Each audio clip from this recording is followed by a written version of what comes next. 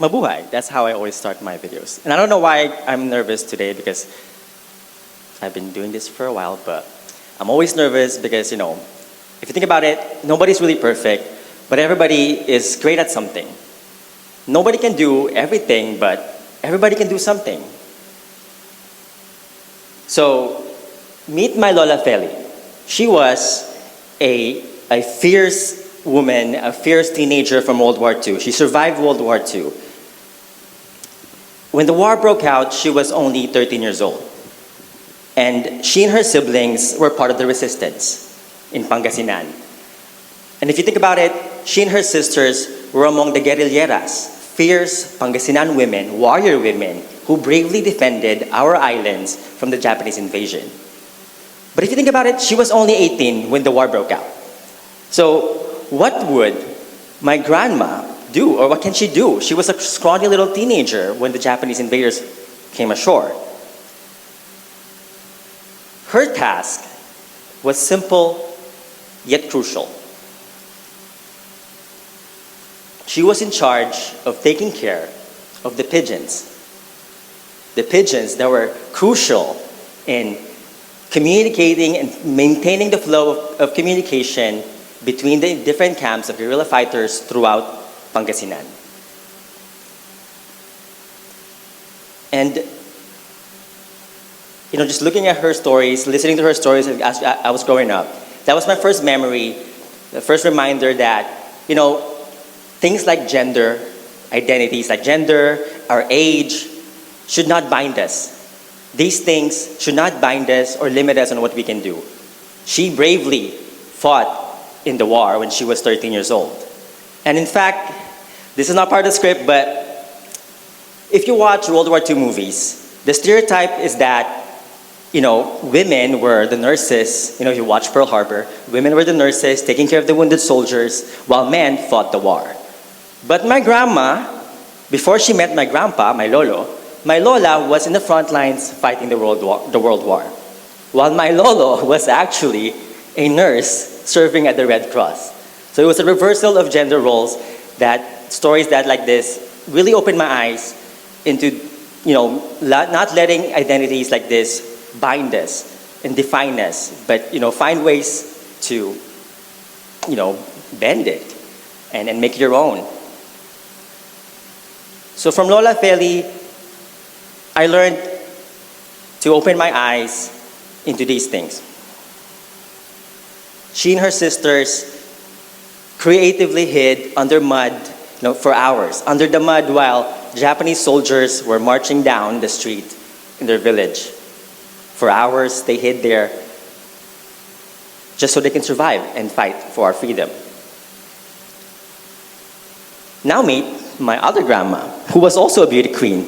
This is my mamang, or my grandma, who was also a beauty queen in Pampanga. And mamang also taught me a lot of things. So in the 90s, when I was just about 3 years old, in 1991, the most destructive volcanic eruption in the history of the 20th century happened right in our backyard. Mount Pinatubo erupted in 1991 with a force that shook the land and darkened the skies. The once quiet mountain exploded, spewing ash and lava high into the air and turning day into night. So if you're not familiar, lahar is this mud flow, cement-like mud, flowing like a tidal wave, burying entire towns throughout Pampanga. So while the air was filled with the smell of sulfur and the cries of people fleeing the destruction, lahar flowed and buried many towns in Pampanga. And for many of us living during that time, I was 3 years old, but I can still vividly remember how living under the ashes for days of darkness really felt like the end of the world for us. And it felt like forever. The sky turned gray as ash, spread for miles. In fact, it even reached Malaysia, covering everything in a thick layer of dust, marking one of the most catastrophic volcanic eruptions in history.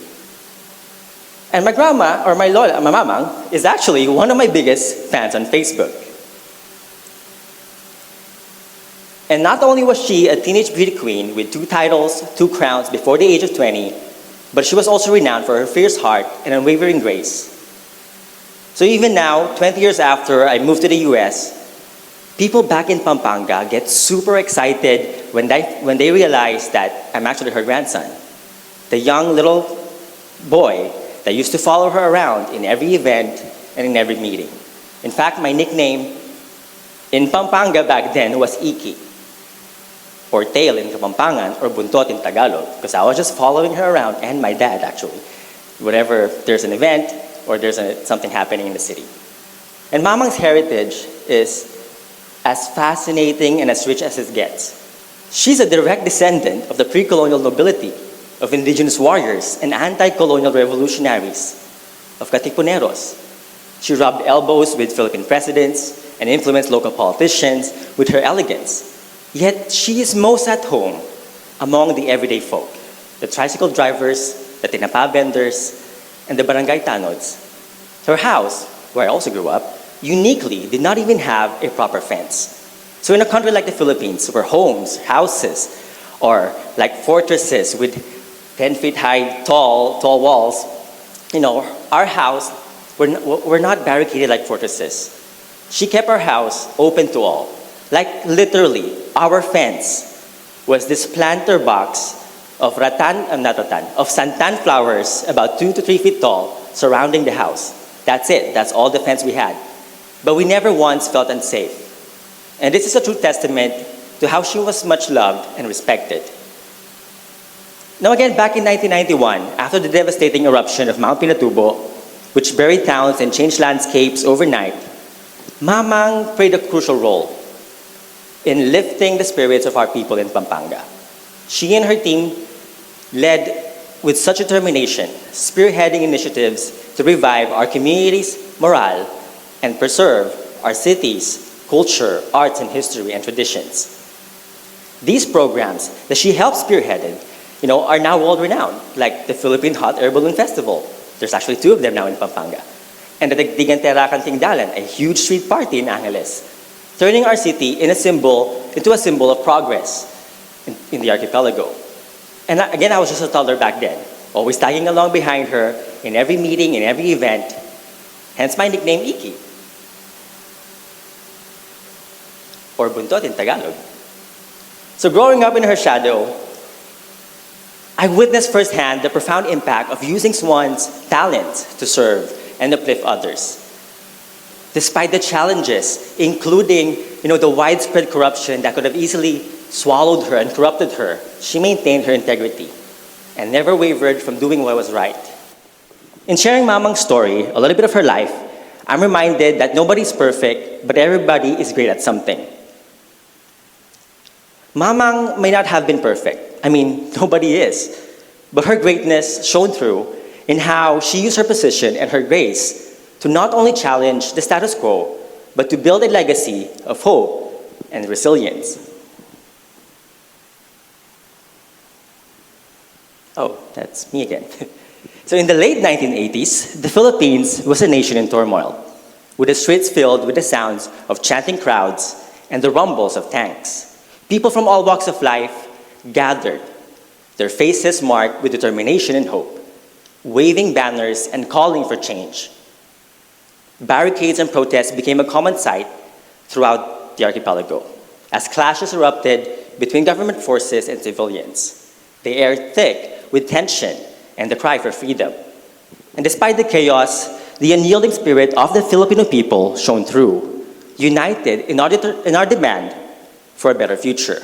And amid this backdrop of political unrest, let me share another inspiring story, that of my father.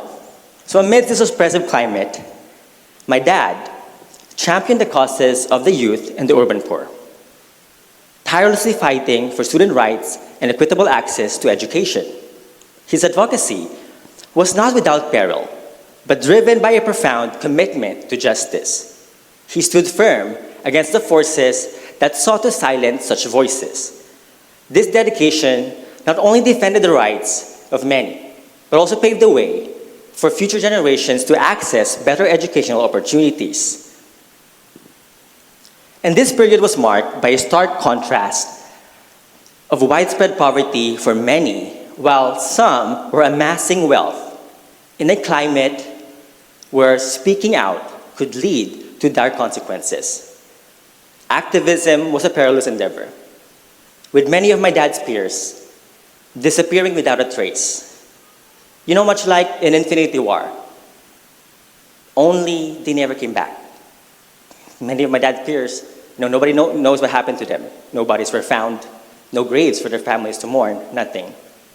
In the late 80s, during this intense period of student-led protests where campuses turned into encampments, my dad faced significant threats. One night, while protesters were sleeping, armed men in civilian clothing tried to forcibly take him away.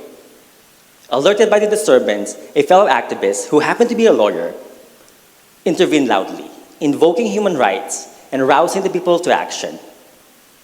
And in a powerful display of solidarity, people from all walks of life, tricycle drivers, frat boys, students, they all stood up, one by one, each claiming to be my dad. I'm Teddy, arrest me. No, I'm Teddy, take me. So this collective outcry helped my dad escape the grasp of these armed men, preserving his safety amidst the chaos. And a subsequent threat emerged. A year or two later, when a notorious figure with a grim reputation visited our hometown, carrying a list of names, a list of targeted activists, and my dad's name was on the second page of that list.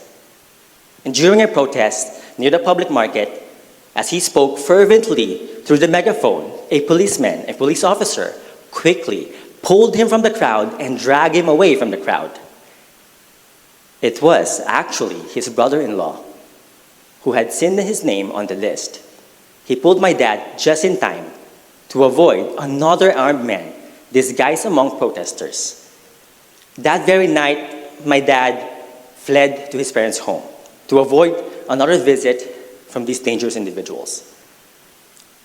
And the communities he had supported and empowered when he was an activist, a youth organizer, those in the nearby slums where I also grew up, played a crucial role in his escape. They hid him from one family to another in a network of solidarity that kept him safe. This profound experience deepened my dad's commitment to social justice. He dedicated his life to advocating for the oppressed and marginalized, driven by a profound sense of duty to those who had risked everything to protect him.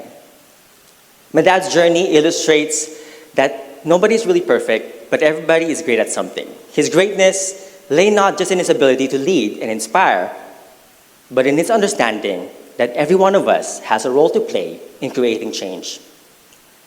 His legacy continues to remind us that collective efforts and individual strengths, when united, can lead to significant societal change. His story inspires me to harness whatever abilities I may have, and work together for the greater good. Now fast forward to 2019. People warned us not to go to Tondo, Manila, describing Tondo as a place of danger and crime.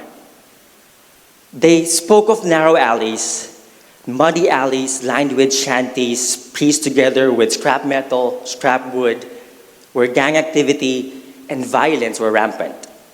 Children played barefoot among piles of garbage, and the air was thick with the toxic smell of garbage being burned. The warnings planted and painted a picture of a harsh and unsafe environment where every step could be perilous and survival was a daily struggle. Now, during a recent medical mission in 2019 in Tondo, Manila, I encountered the undeniable resilience and strength of communities living in Smoky Mountain and Baseco. Despite the notorious reputations and challenging conditions of these areas, the spirit of the people that I met was not defined by their circumstances, but by their incredible hope and determination. This experience brought to life a fundamental belief that nobody is perfect, but everybody is great at something. This brought me back to my own childhood. Just a block away from the infamous Fields Avenue, the infamous walking street, the red light district of Angeles City. There, amidst the neon lights and shadowed corners, I learned early on about the diversity of human struggles and the diversity of our resilience.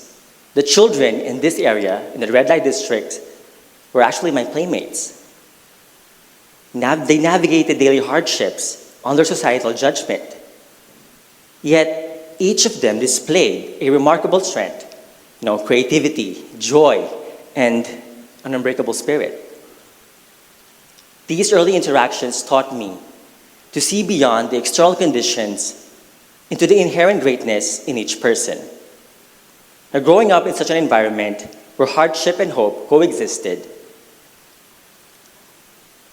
really shaped my understanding of the complexities of life. It impressed upon me the need to appreciate the strength that each individual brings to the table. Regardless of the circumstances, my time in Tondo, just like my childhood in the red light district of Angeles City, underscored the same themes. The challenges are met with strength. Hardships are met with hope.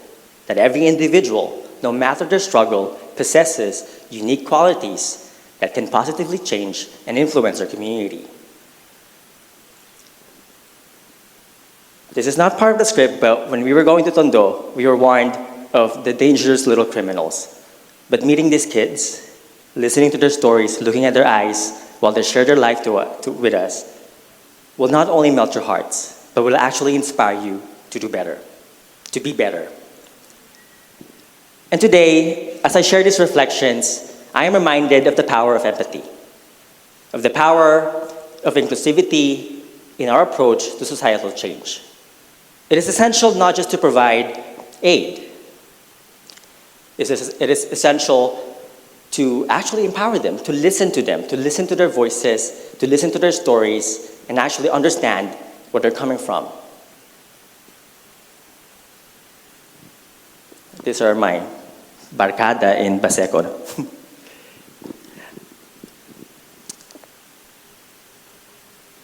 No, I've actually had my own share of struggles, personal struggles that many, not even my family, don't know. Mental health, physical assault, sexual abuse.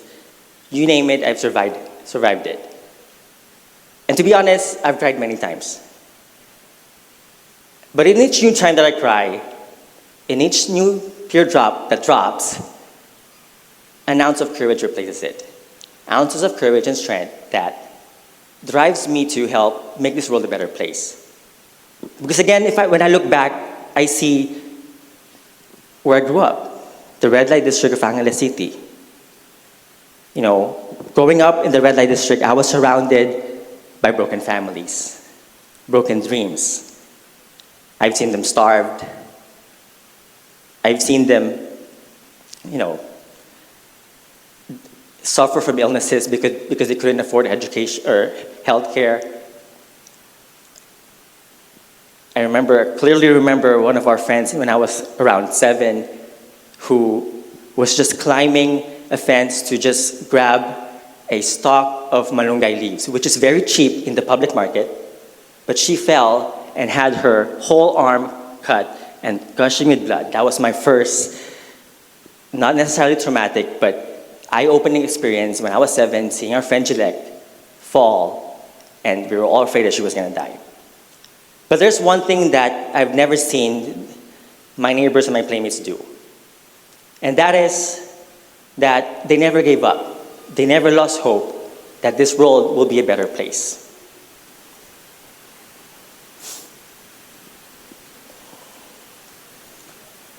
And again, as we reflect on these stories from my grandmothers, my fathers, and my own journey, we see how each narrative, is a thread in this tapestry of human struggles, in this tapestry of humanity. These stories strike down stigmas and open our hearts to the power of inclusivity, reminding us that nobody knows everything, but everybody knows something. And today, as we share the tales of resilience and courage, we do more than recount stories. We inspire action. Because again, from all these stories growing up, all these experiences, I've really learned that nobody can do everything, but everybody has something to offer. And it's about recognizing our own privileges and transforming them into tools to uplift each other, especially the most vulnerable among us. It involves learning, and perhaps more importantly, unlearning from one another to build solidarity and to foster mutual support. Our experiences truly shape our work. Which is why I do what I do no matter the platform, whether on YouTube, or teaching a class at UC Davis, or even talking to friends. But in each new lesson, there's a new learning, each interaction comes new learning. From my family members to the strangers I meet along the way. While nobody is truly perfect, everyone has something that they can bring and contribute to the table. And again, knowing what you're good at and use it to drive the change you want to see in this world. So think about the first time you saw injustice. For me, it was my friend falling off the fence while grabbing malunggay leaves. Think about your first encounter with injustice. And let that inspire you and motivate you. Because we all have the potential to make a difference. So let us continue to share ideas for spreading, to empower not only the youth of today, but the leaders of tomorrow. In our quest for a more inclusive and understanding world, let's find ways to unearth the nexus where cultural dynamics and personal empowerment meet and embrace the diversity in all its forms. And I guess, let me just end it here. Again, it's not in the script, but if there's one thing that I tell my students or tell the youth that I work with is that, again, nobody's perfect, and I remind them to do not try to be perfect, but strive to be better each and every single day. Because being better every single day, it's actually, honestly for me, it's better than perfection. And if we all collectively be better every single day, then we can truly usher in a brighter future, not just for ourselves, but for our people. Maraming salamat po, or in Kapampangan, dakal pong salamat.